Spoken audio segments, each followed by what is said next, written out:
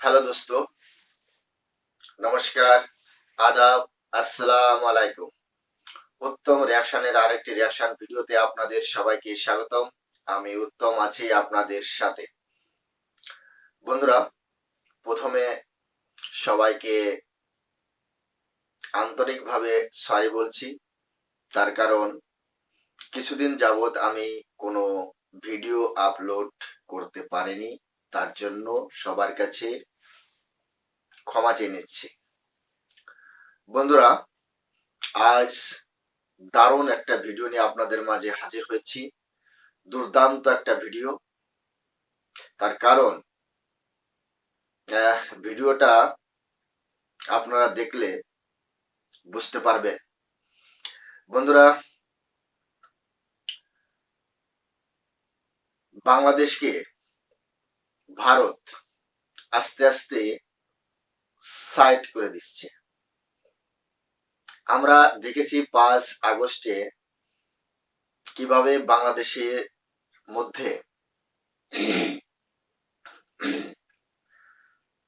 ছাত্র সন্ত্রাস চলেছে। আপনারা তো না জানি কি কি উপাধি দিচ্ছেন এই আন্দোলনকে। আমি কিন্তু এটাকে কোনো আন্দোলনই মনে করছি না, বুঝতে পারছেন? তার কারণ আগামী দিনে বাংলাদেশের জন্য যা যা হবে সেটা কিন্তু পরিকল্পিত হয়ে গেছে, প্ল্যান হয়ে গেছে। বিশ্ব থেকে বাংলাদেশের উপর যা যা হতে পারে তার প্ল্যান হয়ে গেছে। আমাদের ভারতের কলকাতাতে যে বইমেলা অনুষ্ঠিত হয়, সেই বইমেলায় বিগত 28 বছর ধরে বাংলাদেশ পার্টিসিপেট করে আসছে। আমাদের বইমেলার বয়স হয়েছে 48 বছর, তার মধ্যে বাংলাদেশ 28 বছর ধরে এই বইমেলাতে এসে বই বিক্রি করে। তাদের প্যাভিলিয়ন থাকে বাংলাদেশকে আমন্ত্রণ জানানো হয়। কিন্তু এবার কলকাতার বইমেলায় বাংলাদেশকে আমন্ত্রণই করা হয়। ভারতের কলকাতার যে বইমেলার আয়োজক গিল্ড, তিনি জানিয়েছেন যে এবার বাংলাদেশকে বইমেলার অনুষ্ঠানে কোনো মতেই অংশগ্রহণ নিতে দেওয়া যাবে না। তার মানে কলকাতার বইমেলা ব্ল্যাক লিস্ট করে দিয়েছে বাংলাদেশকে। বুঝতে পারছেন? কথায় কথায় ভারত বিরোধিতা, কথায় কথায় ভারতের প্রতি বিদ্বেষ দেখানো সবে তো মাত্র শুরু হয়েছে। তো বন্ধুরা, আপনারা সম্পূর্ণ ভিডিওটি দেখবেন, আশা করি আমার সাথেই থাকবেন। চ্যানেলে নতুন হলে চ্যানেলটি সাবস্ক্রাইব করে বেল আইকন অন করে অল করে রাখবেন পরবর্তী ভিডিওর নোটিফিকেশন পাওয়ার জন্য। অলরেডি যেসব বন্ধুরা চ্যানেলটি সাবস্ক্রাইব করে আমার ইউটিউব পরিবারের সদস্য হয়েছেন, তাদের প্রতি রইল অসংখ্য ধন্যবাদ। ভিডিওটা ভালো লাগলে একটা লাইক করবেন, শেয়ার করে আপনার বন্ধুদের দেখার সুযোগ করে দিতে পারেন। কমেন্ট সেকশন লিখে অবশ্যই জানাতে পারেন আপনারা কোন ধরনের ভিডিওতে রিয়াকশন চান। আমি চেষ্টা করব সেই সব ভিডিও নিয়ে আসার জন্য। তাহলে চলুন বন্ধুরা, আর সময় নষ্ট না করে প্রথমে ভিডিওটা দেখি। ভিডিওর শেষে অবভিয়াসলি আমার আলোচনা থাকবে। আর হ্যাঁ, অরিজিনাল ভিডিওর লিংক আমার ডিসক্রিপশনে মেনশন করা থাকবে। আর যে চ্যানেলটির ভিডিও নিয়ে এসেছি সেই চ্যানেলটির নাম হচ্ছে 71 টিভি। আর এই ভিডিওর যে টাইটেল হচ্ছে 28 বছর পর কলকাতা বইমেলায় বাদ বাংলাদেশ। 71 TV news.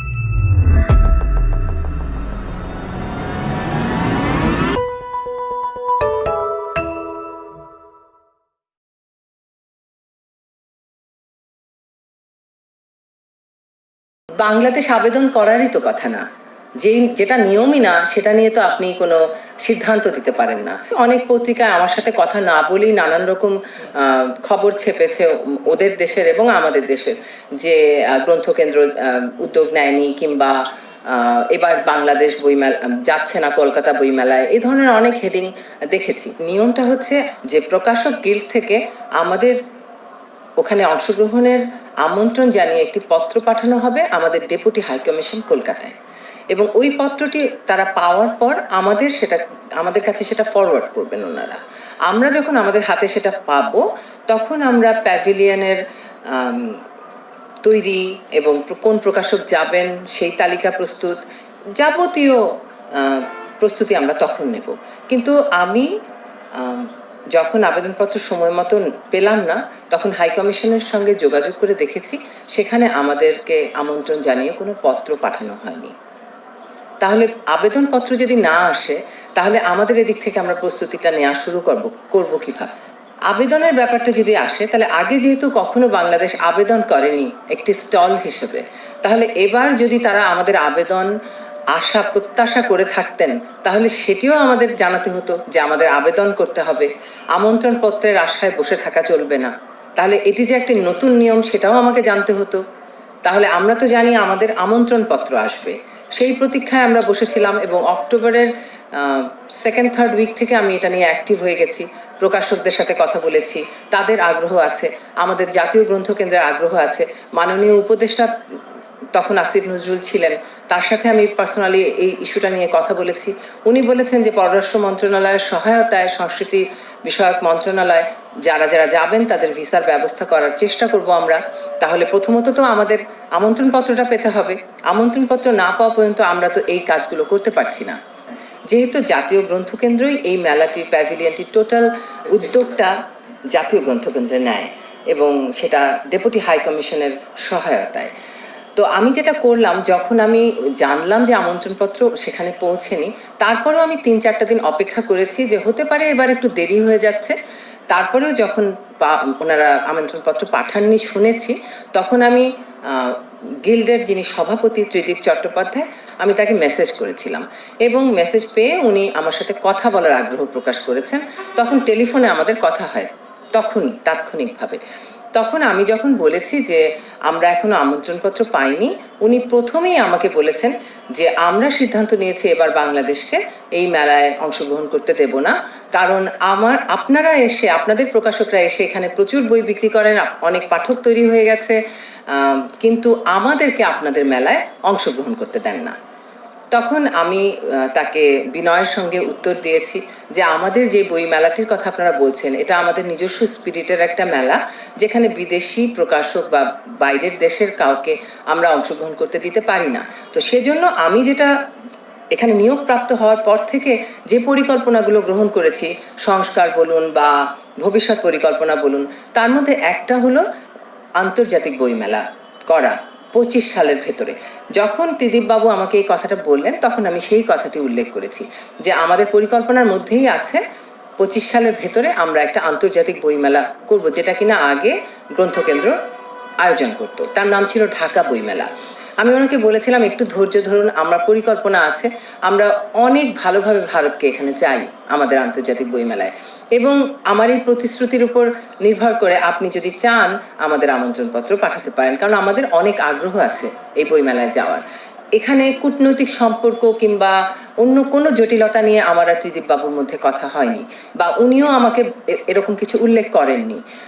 উনি এবং আমার মধ্যে যে কথাটা হয়েছে সেটা হয়েছে এই নিয়েই যে আমরা আসলে কূটনৈতিক সম্পর্ক যাই থাকুক, আমরা কিন্তু আমাদের সংস্কৃতি বা পাঠ বাড়ানো, সংস্কৃতির আদান প্রদান, এগুলো যেন অক্ষুণ্ণ থাকে, এই জায়গাটিতে যেন কোনো সমস্যা না হয়। এবং উনি আমাকে বলেছিলেন যে আমাদের মধ্যে যা কথা হলো, এই ধরনের আমার যে প্রস্তাবগুলো, এগুলো যেন আমি একটা লিখিত আকারে মেইল করি তাকে। তো ওনার সাথে আমার কথা হয়েছে 1 নভেম্বর, এবং 2 তারিখ রাতে আমি ওনাকে, মানে নভেম্বরের 2 তারিখ রাতে ওনাকে মেইল করেছি। ওনার যতগুলো মেইল অ্যাড্রেস উনি দিয়েছেন সবগুলোতেই আমি মেইল করেছি, কিন্তু সেই পত্রের কোনো জবাব আমি যখন তারপরের একটি সপ্তাহেও পেলাম না, তখন আমি তাকে একটা ছোট্ট মেসেজ করি যে আমাদের বিষয়ে কোনো সিদ্ধান্ত হয়েছে কিনা। উনি আমাকে জানান যে সিদ্ধান্ত হলেই আপনাকে জানানো হবে। আমরা জেনেছি যেদিন হয়েছে যে সেখানে প্রকাশিত হয়েছে বাংলাদেশ থাকছে না, এটুকু জেনেছি, কিন্তু তারপর আমি আর ত্রিদীপ চট্টোপাধ্যায়ের সাথে যোগাযোগ করিনি। কেন করিনি? তিনি যে কারণটি দেখিয়েছেন আবেদন হয়নি, তো সেই নিয়েও আসলে আপনার কার সাথে কোনো না, আমরা আর করিনি, কারণ বর্তমান যিনি উপদেষ্টা আছেন তার সঙ্গে যখন এই পুরো বিষয়টা আমি শেয়ার করেছি যে তাহলে আমাদের এখন কি করা উচিত, তখন তিনি আমাকে মানে মৌখিকভাবে বলেছেন যে আমরা তো যথেষ্ট যোগাযোগ করলাম, এখন আমাদের হয়তো অপেক্ষা করা উচিত। কারণ কেউ যদি আমন্ত্রণপত্র না দেন তাহলে আপনি জোর করে তার কাছে আমন্ত্রণপত্র চাইতে পারেন না, তাহলে আমাদের হয়তো অপেক্ষা করতে হবে। যদি ওনারা মনে করেন আমন্ত্রণপত্র দেবেন তাহলে দেবেন, দিলে আমরা সাথে সাথে যাওয়ার চেষ্টা করব। তবে সেটিও আমাদের সক্ষমতার মধ্যে হতে হবে। এই ভিসা করা, বই পাঠানো, প্যাভিলিয়ন তৈরি করা, এগুলোর জন্য তো সময় প্রয়োজন। অন্তত ততটুকু সময় আগে যদি আমরা আমন্ত্রণপত্র পেতে পারি তাহলে আমরা নিশ্চয়ই যেতে পারি।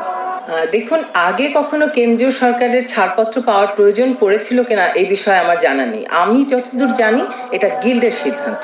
গিল্ড এককভাবে সিদ্ধান্ত নেবে এখানে কারা অংশগ্রহণ করবে এবং বাংলাদেশ অংশগ্রহণ করবে কিনা। এখন যেহেতু কেন্দ্রীয় সরকারের ব্যাপারটি এসেছে, এটা একটা নতুন ডাইমেনশন। জি, কারণ আমার মনে হয় যে আমার দিক থেকে আমি যথেষ্ট যোগাযোগ করেছি। অনেক পত্রিকায় আমার সাথে কথা না বলেই নানান রকম খবর ছেপেছে ওদের দেশের এবং আমাদের দেশের, যে গ্রন্থকেন্দ্র উদ্যোগ নেয়নি, কিংবা এবার বাংলাদেশ বইমেলা যাচ্ছে না কলকাতা বইমেলায়, এই ধরনের অনেক হেডিং দেখেছি। কিন্তু আসলে সঠিক ব্যাপারটি আমি আপনাকে জানালাম যে আমন্ত্রণপত্র পেলেই আমরা যেতে আগ্রহী, আমাদের প্রকাশকরা আগ্রহী, গ্রন্থকেন্দ্র আগ্রহী, কোথাও কোনো সমস্যা নেই। বাংলাদেশ আবেদন করারই তো কথা না, যেটা নিয়মই না সেটা নিয়ে তো আপনি কোনো সিদ্ধান্ত দিতে পারেন না। তাহলে আমাদের ওইটুকুই জানাতে হতো যে এবার আপনাদের আমন্ত্রণপত্র দেওয়া হবে না, এবার আপনাদের আবেদন করতে হবে একটা সাধারণ স্টলের মতো, তাহলে আমরা আবেদন করতাম। কিন্তু আমাদের কোনো আবেদন করার নিয়মই ছিল না। আমাদের আমন্ত্রণপত্র পাওয়ার নিয়ম আছে, এবং গত বছরও যে আবেদনপত্র আমাদের যে আমন্ত্রণপত্র এসেছে গত বছর, সেটিও কিন্তু আমার কাছে আছে। আমি প্রিন্ট নিয়ে দেখলাম যে কিরকম হয় আমন্ত্রণপত্রটা। অর্থাৎ প্রক্রিয়াটাই বাংলাদেশের সেখানে একটা দেশ হিসেবে অংশগ্রহণের যে প্রক্রিয়া, তার মাঝখানে আবেদন শব্দটি আসে না। দোস্ত, ভিডিওটি এখানে শেষ হয়েছে। দেখতে পেলাম বাংলাদেশের যে গ্রন্থ কেন্দ্র, তার যে পরিচালক আফসানা বেগম, তার যে কথাবার্তা, তাতে আমরা বুঝতে পেরেছি যে এবার কলকাতার বইমেলায় অংশগ্রহণ করতে না পেরে ভীষণ অপসেট এবং খুবই দুঃখিত মনে হচ্ছে। তার কারণ 28 বছর ধরে বাংলাদেশ এই কলকাতার বইমেলায় অংশগ্রহণ করে আসছে, সেটা আমরা জানি। তবে বন্ধুরা, আমরা দেখেছি বাংলাদেশে কি কি হচ্ছে। ভারতকে নিয়ে বাংলাদেশের ষড়যন্ত্রের কোনো শেষ নেই। কখনো তারা বলে ভারত আগ্রাসন করছে, কখনো তারা বলে ভারত আমাদের উপর সবসময় দাবিয়ে রাখে, আবার কখনো তারা বলে যে ভারত আমাদের উপর যে পানি ছেড়ে দেয়, আমাদেরকে তলিয়ে মারে, আমাদেরকে দাবিয়ে রাখে, বিভিন্ন ধরনের কাহিনী তারা তৈরি করতে থাকে। এবং কোন কোন সময় তারা মসজিদ থেকে এলান করে যে আমরা দিল্লি দখল করব। এই কিছুদিন আগে আট পাগলা মৌলবী যারা, তারা বলছে যে আমরা দিল্লি শাসন করব, দিল্লি দখল করব। কত বড় বুকের পাটা এদের! হ্যাঁ, ভাবলেই অবাক হয়ে যায়। তারপরে কি হয়েছে? 5 আগস্টে আমরা দেখেছি মুজিবের মূর্তি তো ভাঙা হয়েছেই, কিন্তু তার সাথে রবি ঠাকুরের মূর্তি ভেঙে ফেলা হয়েছে। রবি ঠাকুরকে পর্যন্ত ওরা ছাড়ছে না। আবার তারা বইমেলায় আসতে চায়, বইমেলায় অংশগ্রহণ করতে চায়। বুঝতে পারছেন? রবি ঠাকুরের মূর্তি ভাঙা মানে ভারতকে কত বড় আঘাত করা, এটা এই আট পাগলা লুঙ্গি পরা টুপি পরা জাত জানে? জানে না। হ্যাঁ, বাংলাদেশের যে পাঠ্যক্রম রয়েছে, বাংলাদেশের যে স্কুল কলেজের যে সিলেবাস রয়েছে, সেখান থেকে ভারতের কবি সাহিত্যকারদের বাদ দেওয়া হচ্ছে। বুঝতে পারছেন? তারপরেও তারা কি করে আশা করে এই কলকাতার বইমেলায় অংশগ্রহণ নেওয়ার? ভারত বিরোধিতা চরমে চলছে বাংলাদেশে বর্তমান সময়ে। কখনো বর্জন, কখনো পণ্য বয়কট, আবার কখনো ইন্ডিয়া আউট, আবার কখনো বলছে 26 লক্ষ ভারতীয় বাংলাদেশে চাকরি করে। বিভিন্ন ধরনের মানে কথাবার্তা চলছে। হ্যাঁ, এগুলো হচ্ছে একটা ষড়যন্ত্র। এগুলো একটা ষড়যন্ত্র ভারতের বিরুদ্ধে। তারপরে মানে বাংলাদেশের মাটি থেকে যেভাবে আগ্রাসন দেখানো হচ্ছে, তখন মনে হচ্ছে এই বুঝি চিকেন নেক দখল করে নিল, এই বুঝি ওরা 7 সিস্টার দখল করে নিল। মানে তাদের আগ্রাসনটাই এরকম। আবার তারা বলে নাকি ভারত আগ্রাসন করছে। ভারত তো কখনো আগ্রাসন করে না ভাই, কারোর জমি দখল করে না। যেটুকু তোমাদের দেওয়া হয়েছে ভিক্ষে, সেটুকুই তোমাদের থাকবে, তার এক চুলু ভারত দখল করবে না। বুঝতে পারছেন? ভিসা বন্ধ, দ্রব্য রপ্তানিতে কম করা, বইমেলায় ব্ল্যাক লিস্ট করে দেওয়া সবে মাত্র শুরু। এখনো বাংলাদেশের জন্য অনেক কিছু বাকি রয়েছে। আস্তে আস্তে সেগুলো পাবেন, সেগুলো পাবেন সম্পূর্ণ। একটা কথা আছে, ডিল ছুড়লে পাটকেল খেতে হয়। আপনারা যেমন তথ্য দেবেন, ঠিক ভারত থেকে তার দ্বিগুণ হয়ে ফেরত যাবে। ভালোবাসা দিলে ভালোবাসা, প্রেম দিলে প্রেম, আর শত্রুতা করলে শত্রুই হব আমরা। বুঝতে পেরেছেন? কিছুই করতে পারবেন না আপনারা, কিছুই না। 22 জানুয়ারির পরে বাংলাদেশের খেলা শুরু হবে, আর সেটা খেলবে ভারত, দেখবে বাংলাদেশ। বইমেলা থেকে ব্ল্যাক লিস্ট, কলকাতা বইমেলায় ব্ল্যাক লিস্ট বাংলাদেশ, এটাই হওয়ার ছিল। তো দর্শক, আপনাদের কি মতামত সেটা কমেন্ট সেকশন লিখে অবশ্যই জানাবেন। চ্যানেলে নতুন হলে চ্যানেলটি ব্ল্যাক লিস্ট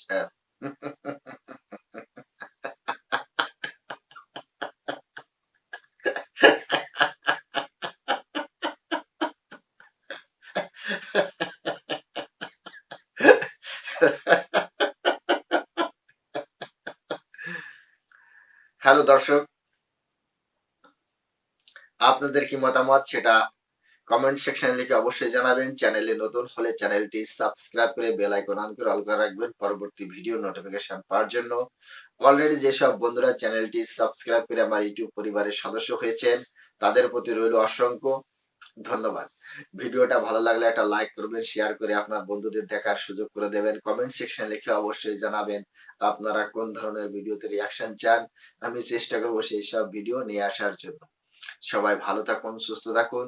দেখা হচ্ছে নেক্সট রিয়াকশন ভিডিওতে। ততক্ষণ সবাইকে নমস্কার। জয় হিন্দ।